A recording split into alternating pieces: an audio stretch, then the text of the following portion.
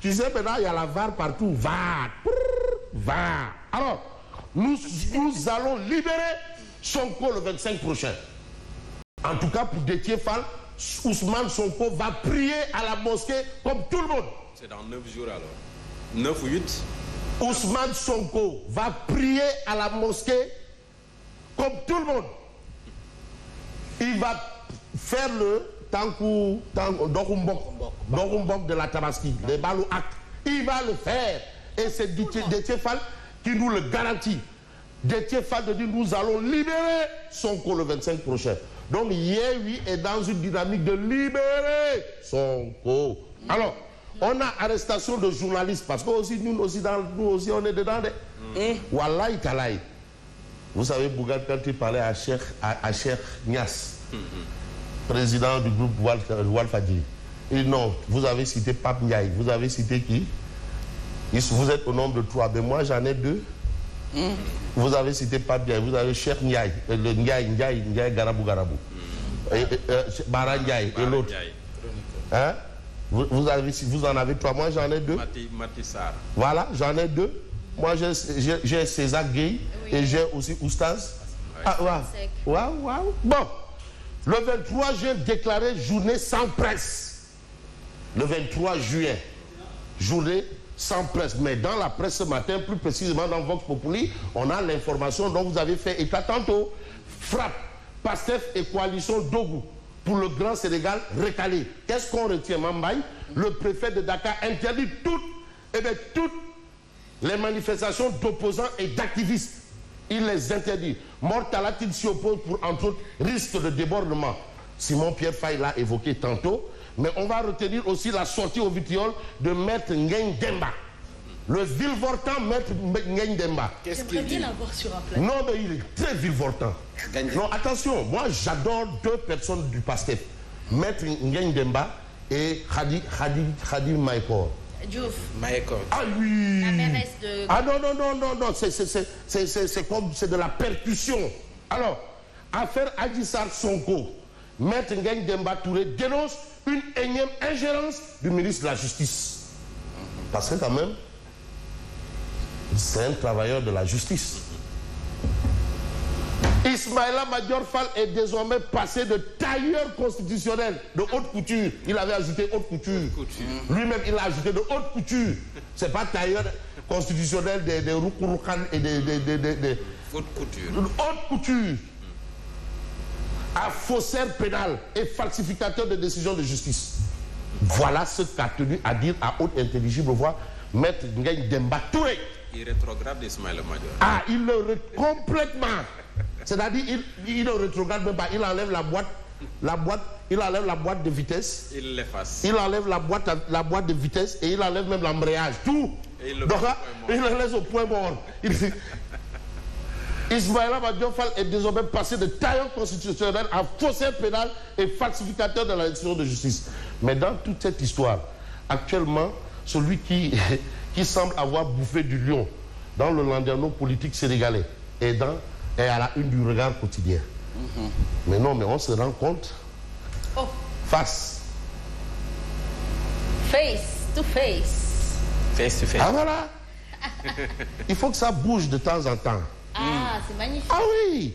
On a un beau décor. Mam Sidi, affaire bi dafa war a jekk. Ñaw. waaye jekk-jekkal moo yàq laadu golo. Bon, le Regard Quotidien. Mam Sidi. Ah, ouais, non, il n'y a pas de transition directe. Tac, tac, tac, tac, tac. Voilà. Alors, le Regard, non, il faut que ce soit du tac, tac, tac, tac. Voilà. Mais pas de transiter là-bas pour venir ici. On n'a pas besoin pour aller en Gambie. Est-ce qu'on a besoin d'aller à Bamako? Alors, le Regard Quotidien d'afficher un entretien avec Bougane Gueye Dany. Mais ça va torpedo le maïbion, torpedo. Sonko est victime du gangstérisme d'État. C'est ça. Donc, c'est-à-dire, Simon peut être gangster. Mambaye peut être gangster. Mais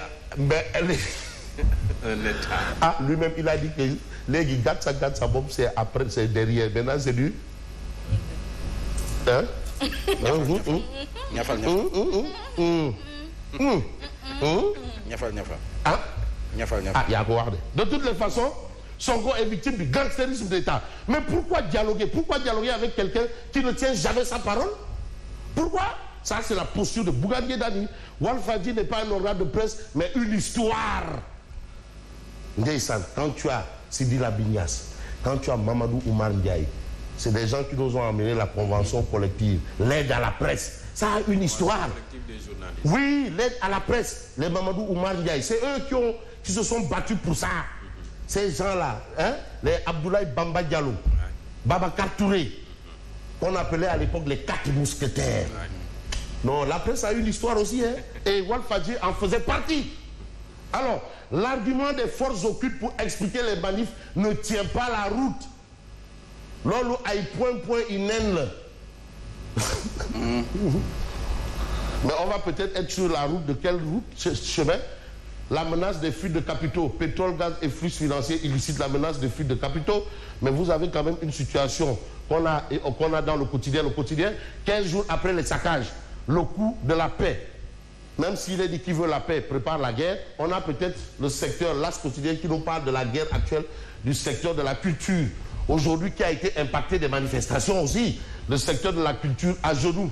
Voilà un peu ce que révèle l'As quotidien ce matin. Et puis ce matin, vous avez quel journal? J'ai envie de prendre Direct News. Mais Direct News fait quoi? Direct News qui a fêté son 1000e numéro il n'y a pas longtemps, 1000 numéros.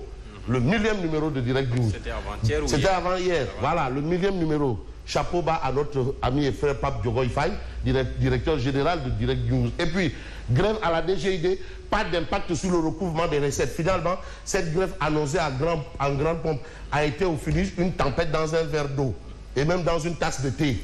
Tempête dans une tasse de ataya. Ça, c'est ce qu'ils essayent d'expliquer parce qu'on vous dit que la grève a été suivie à hauteur de 11%. Masse négligeable ou quantité négligeable. Hein? Alors, on va peut-être voir ce que nous dit Odia, parce que aussi Odia a sa lecture des choses. Peut-être ou peut-être pas. Bon, vous avez l'info quotidienne qui vous dit il y a eu Askabut contre-attaque. Émeute des 1er et 2 juin ayant causé 16 morts. Il y a eu Askabut contre-attaque. Guy Marius Sagna est là. Entretien avec Guy Marius Sagna. Guy Marius Sagna qui ne fait jamais dans la dentelle. Hein. Maintien de ces rassemblements, frappe déchire l'interdiction préfectorale. Donc frappe entend frapper. Frappe va frapper. Malgré l'interdiction du préfet, frappe va frapper. Mais est-ce qu'on pense au Sénégalais lambda qui ne veut que faire la tabaski? En tout cas, dans frappe va frapper. Ça, c'est ce qu'on peut retenir. Libération de Pape Ndiaye, restauration du signal de Walf. La CAP annonce une journée sans presse vendredi prochain. Journée sans presse vendredi prochain. Est-ce une solution ou pas? Journée sans presse. Parce que le droit à l'information est constitutionnel. Est-ce qu'on peut interdire aux gens de voter? Ceux qui doivent voter, de voter. En tout cas, le droit à l'information est inaliénable. Ah oui, c'est un droit de tout citoyen d'être informé. C'est pour ça que nous sommes dans le privé, on fait un service public. Mais elle n'est pas la première du genre. Mais d'accord, mais est-ce que c'est une solution? Au Sénégal. On peut se poser la question, journée sans presse. Est-ce que le mieux, c'est la meilleure manière de se battre, c'est d'informer vrai? Bon, il y a une lecture aussi autour de ça. Quand vous privez l'information, est-ce que, voilà, parce que moi j'ai assisté à beaucoup de journées sans presse et il y a des groupes de presse qui se sont opposés. Et malheureusement, on s'est rendu compte que c'était la ruée vers l'information dans ces groupes de presse. Mais on peut employer que ses propres armes pour voilà, c'est une arme aussi de la presse. Parce que ici, il y a le pouvoir et l'opposition qui s'attaquent également à la presse, y compris les forces de défense et de sécurité. Pas forcément des attaques, mais les journalistes ou les techniciens des médias reçoivent des brimades sur le terrain. Absolument, mais même des hommes politiques, des menaces. Mais durant les émeutes là, il y a des gens qui ont reçu des menaces. Des gens reçoivent des menaces. Aussi bien de l'opposition que du pouvoir. Des menaces. En plus des dossiers, bien sûr, judiciaires. Voilà. Mais pourquoi est-ce que, regardez un peu tout ce qu'a survécu, a vécu. Pape Alé-Niang qui a survécu à un moment. Ce que Pape Alé-Niang a subi. Pape Alé-Niang, mon grand là, celui qui a un temps soit peu, qui a influé, qui a eu une influence sur moi, mon amour dans la pratique du journalisme. Ah si, non,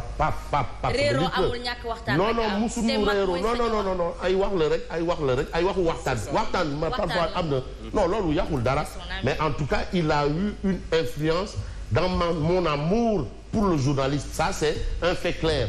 Voilà. Et ce qui est clair, c'est un peu ce que nous livre Odia, Oumar Diakité Kaba, qui nous a fait le plaisir de mettre son fils à la disposition de la presse. Il aime tellement la presse. Mais Khalibi Mom, Khalisou Ngente. Qui est major de la dernière promotion. De la dernière promotion. Khalisou presse moo ko ngenteel Khalisou presse moo ko yóbbul école. léegi moom aussi mi ngi dugg ci Khalisou presse di ko lekk. Très bien. Bon, un bon Marocain et des PCA pour les deux apprendre à laisser. Qui kan la député, maire, AFP, Rewmi, LD couché, PIT.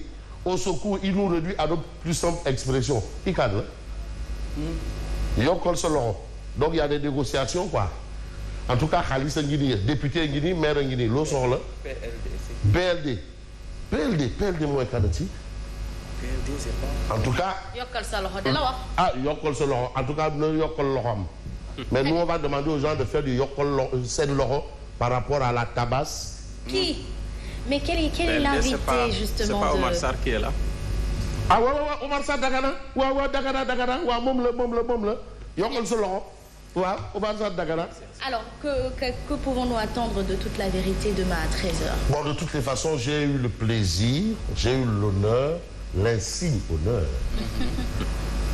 Ah oui.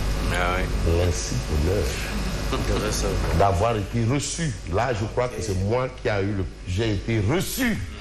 Et je vous dis que ça a été une très belle émission. Et du coup, c'était monsieur Moustapha Mamba Guirassy. C'est déjà en boîte. C'est déjà en boîte.